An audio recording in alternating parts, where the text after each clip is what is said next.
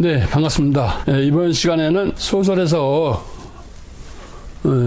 가장 중요하다고 볼 수 있는 시점에 대해서 알아보도록 하겠습니다. 시점이 없는 소설은 존재할 수가 없죠. 시점은 어렵게 생각하면 한없이 어렵고, 쉽게 생각하면 한없이 쉽습니다. 저는 제가 지금 작법을 강의하면서 틈틈이 쉽게 생각해라, 쉽게 써라, 이제 이런 얘기를 자주 하는데, 혹시 오해가 있을까봐 이 자리를 빌어서 쉽게에 대해서 이야기를 하겠습니다. 제가 쉽게 써라 그런 뜻은 그냥 마구 써라 그런 뜻이 아니에요. 그런 뜻이 아니고 부담감을 갖지 말고 쉽게 써라 이런 뜻이죠. 자기가 좋아하는 소설을 쓰면서 부담감을 가지면은 좋은 내용이 나오겠습니다. 근데 우리 항상 보면은 소설을 처음에 쓸 때 굉장히 심적 부담을 갖고 쓰잖아요. 자기가 좋아서 소설 쓰면서 심적 부담을 갖고 소설 쓰면 안 되죠. 그리고 심적 부담을 갖고 소설을 쓰면 가장 안 좋은 점이 뭐냐면은 상상력 제한입니다.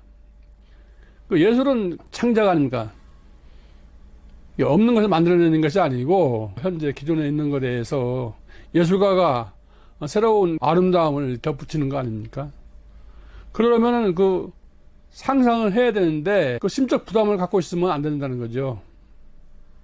무엇보다도 소설을 쓰는 행위 자체가 내 자신을 위해서 하는 것 아니겠습니까? 물론 우리가 첫 작품을 써서 공전에 히트를 쳤다. 굉장히 좋죠. 갈채를 보내고도 남음이 있죠. 하지만은 그런 생각을 쓰면은 또 못 씁니다. 왜? 일단 공전에 히트를 치려면은 잘 써야 될 거 아닙니까? 잘 써야 된다는 거는 아무나 잘 쓰는 게 아니고 꾸준하게 습작을 하고 소설에 대한 애착을 갖고 열심히 쓸 때 비로소 좋은 작품이 나오는 거지. 첫 작품부터 뛰어난 작품이 나오면은 천재죠.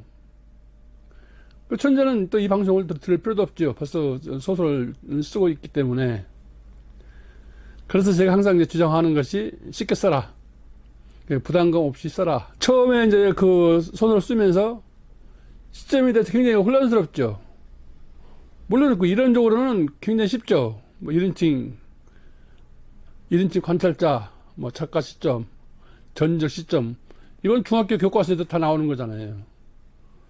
이론적으로는 쉽지만은 막상 글을 쓰려면은 그것이 왜 어려운 이유는 소설 쓴다는 것 자체가 새로운 이야기를 만들어내는 과정 아닙니까? 새로운 이야기를 만들다 보면은 자꾸 시점이 혼란스러운 거죠. 시점 생각하다 보면은 창작이 안 되고, 창작하다 보면은 시점을 잊어버리고, 그래서 이제 혼란스러운 거죠. 제가 권유하고 싶은 방법은 초고에서는 시점을 생각하지 말고 그냥 쓰시라는 거죠. 가장 쉽게 쓸 수 있는 것이 이제 1인칭 소설 아닙니까? 1인칭을 쓰세요.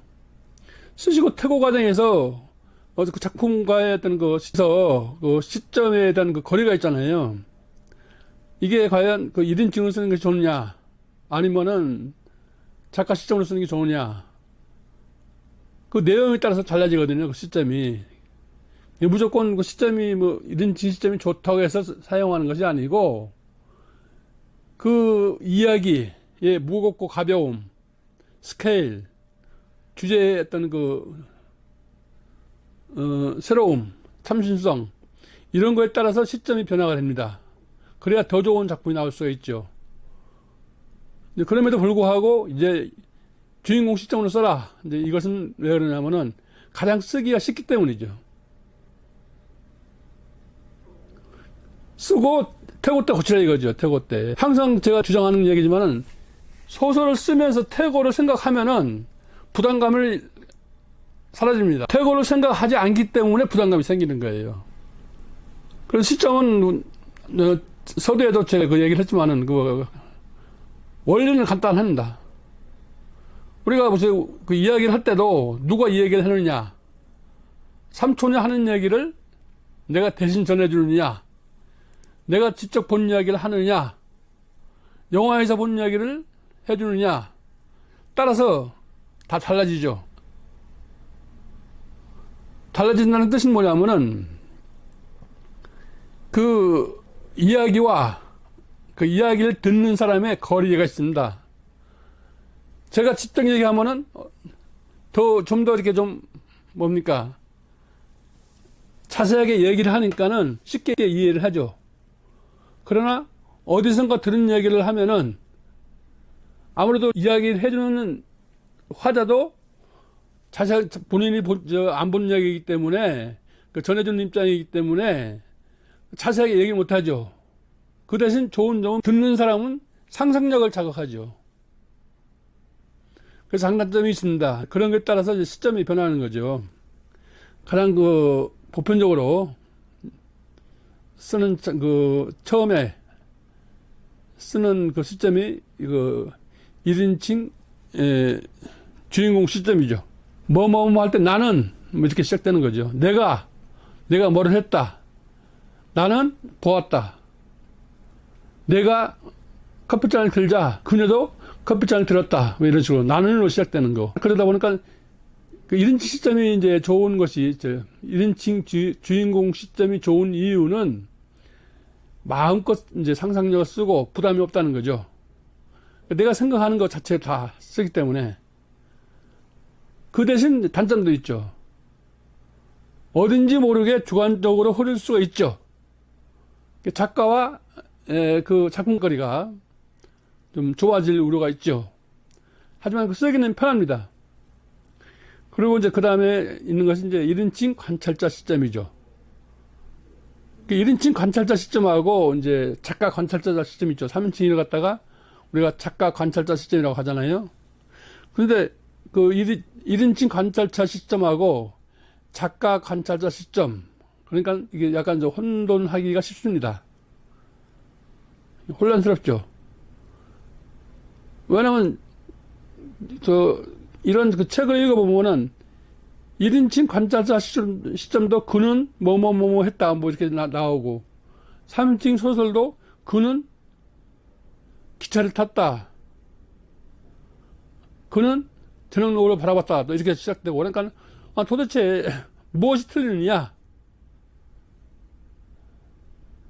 1인칭 관찰자 시점하고 3인칭 소설하고 간단하죠. 1인칭이라는 것은 나 아닙니까? 내가 보고 느끼는 걸 얘기를 하잖아요. 그러니까 내가 주인공의 내면은 못 들어가지만은 내 느낌은 있잖아요. 우리가 배를 타고 가면서 아름답다, 참 그 노을이 지는 바닷가에 참 은종이를 깔아놓은 것처럼 막 반짝반짝 그러잖아요. 그러니까 저 보면 되게 뭐뭐 같다, 은종이를 깔아놓은 것 같다, 뭐 이런 식으로 내가 그 느낌을 그 주인공을 통해서 전해줄 수가 있죠. 하지만은 주인공의 내면은 안 들어가죠. 내면은 관찰자니까는. 근데 3인칭은 그 느낌이 없죠. 그냥 본 그대로 외면 행동만. 그는 퇴근 준비를 하면서 몹시 우울한 표정이었다. 이것은 3인칭이죠. 근데 그는 퇴근 준비를 하면서 무언가 잊어버린 것을 찾는 표정이었다. 근데 무언가를 잊어버린 걸, 그런 표정을 작가가 느끼는 거잖아요. 근데 3인칭하고 틀린 거죠. 그죠? 그 다음에, 대하 소설에서 많이 쓰는 그 전지적 시점이 있죠. 저 같은 경우는 이제 처음에 소설을 쓸 때부터 그 전지적 시점으로 썼어요. 그렇기 때문에 1인칭이라든가 작가 관찰자 시점이라든가 자유자재로 이렇게 구가를 할 수가 있어요. 3인칭도 쓰고 이렇게 하는데, 처음에 이제 주인공 시점으로 좀 쓰시다 보면은 3인칭도 못 쓰고 전지적도 못 써요. 그래서 여러분들 그 책을 보면 아시겠지만은 제가 이제 굳이 작가 이름은 이야기 안 하겠습니다. 제가 원칙으로 작곡 강의를 하면서 타작품, 어떤 작가를 제가 거론을 안 합니다. 왜 안 하냐면은 혹시라도 글을 쓰면서 그 작가처럼 거기 나온 책처럼 쓰겠다는 그 생각을 하게 될까봐 원천적으로 차단을 하기 위해서 그냥 어떤 공론적인 그 이야기만 합니다. 어떤 작가는 뭐 전체 소설이 다 1인칭이에요. 다 1인칭 주인공 시점이야. 전부 다. 그런 분들한테 이제 물어보면은 전적 시점을 어떻게 쓰느냐. 물론 전적 시점을 어떻게 쓰는가 그거 알고 있죠. 그거 간단하니까.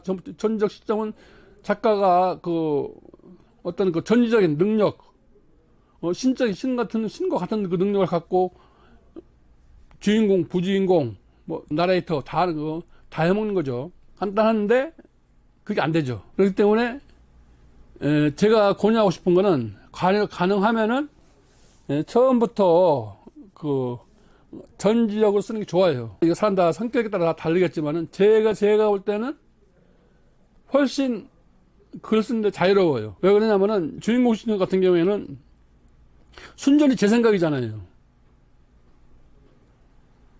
근데 전적 같은 경우에는 제 생각도 쓰고 주인공 생각도 쓰고 부주인공 생각도 쓰고 이럴 것이다 저럴 것이다 자기 마음대로 상상할 수가 있잖아요.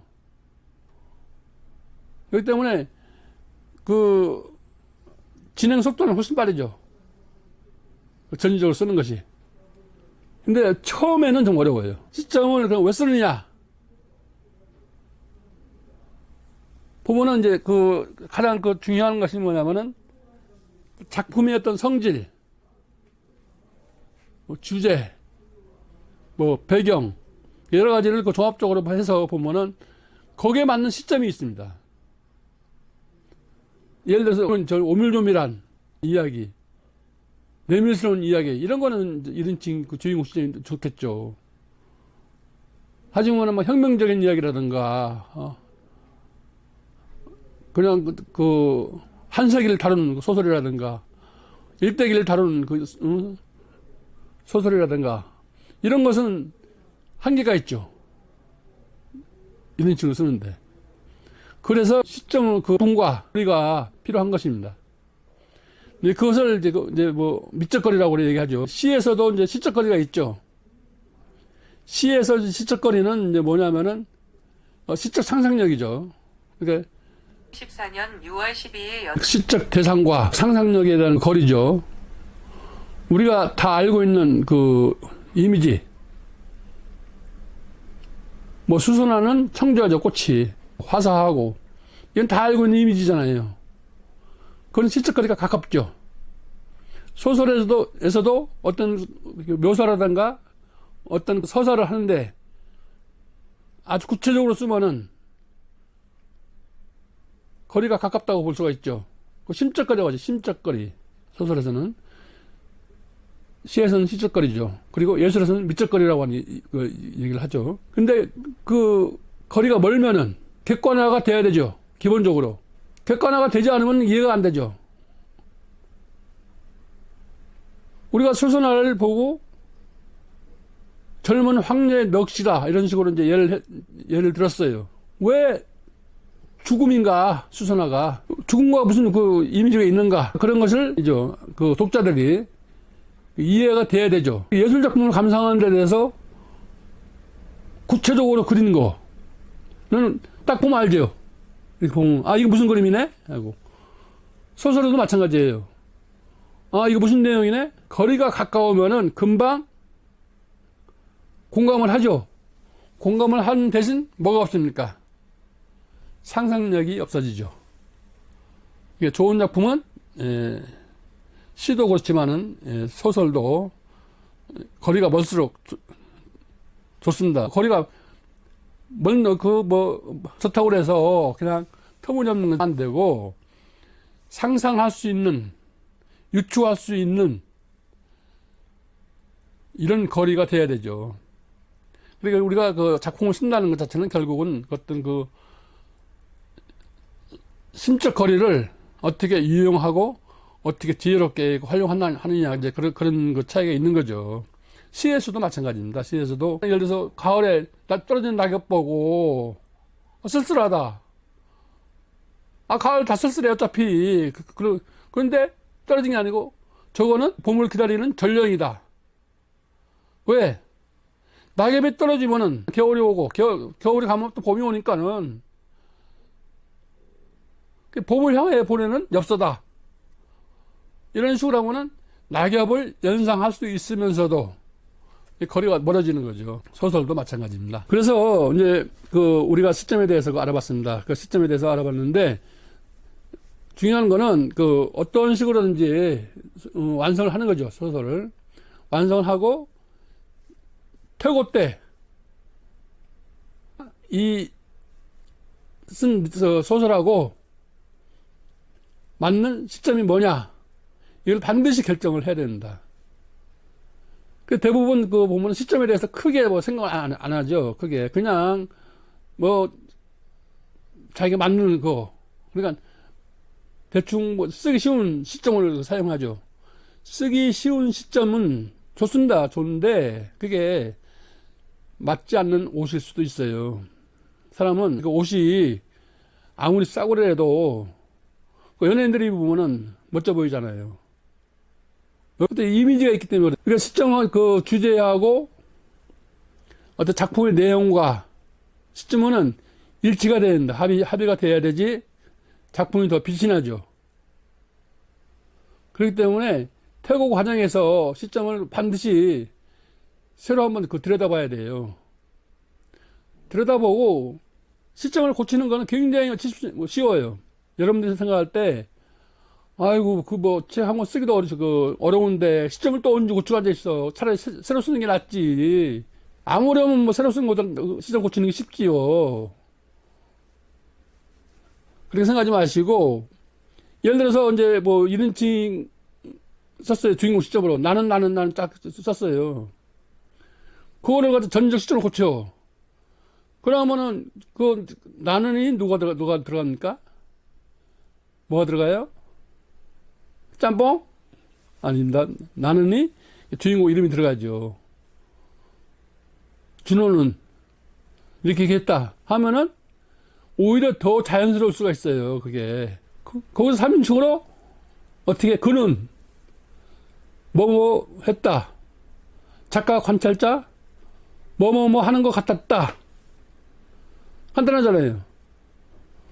어미하고 캐릭터 이름만 바꿔주면 돼요. 굉장히 쉬워요. 어떻게 고칠 때? 만약에 주인공 시점을 썼어. 그럼 나는이잖아요. 한글에 보면은 찾아서 바꾸기 기능이 있잖아요. 기본적으로 나는을 주인공 이름으로 다 바꾸기 하면 한꺼번에 다 바꿔지잖아. 거기에 대해서 이제 말끝만 고치면 되는 거지. 뭐라고 생각했다. 왜? 이거는 이제 전적 시점이니까는. 그래, 조금만 손보면은 다 바꿔져요. 오히려 더 처음부터 어색하게 시점 맞추려고 신경 썼던 것보다는 나중에 하는 게 더 훨씬 쉬워요. 자, 오늘은 여기까지 하겠습니다. 다음 시간에는 묘사에 대해서 알아보겠습니다. 묘사 좀 긴장이 되죠? 우리가 잘 쓴 소설을 보면은 묘사가 상당히 잘 되어 있는 것 같죠? 뜨다 보면은 그렇지가 않습니다.